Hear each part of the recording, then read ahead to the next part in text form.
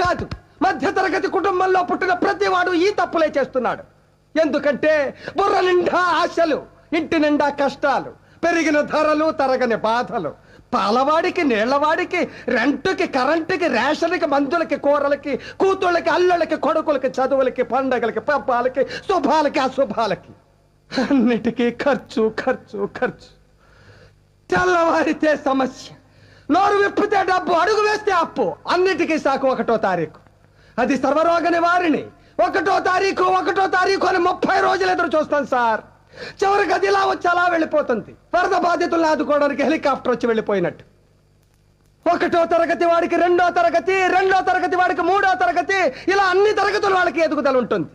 ఒక్క మధ్య తరగతి వాడికి మాత్రం ఎదుగుదల ఉండదు సార్.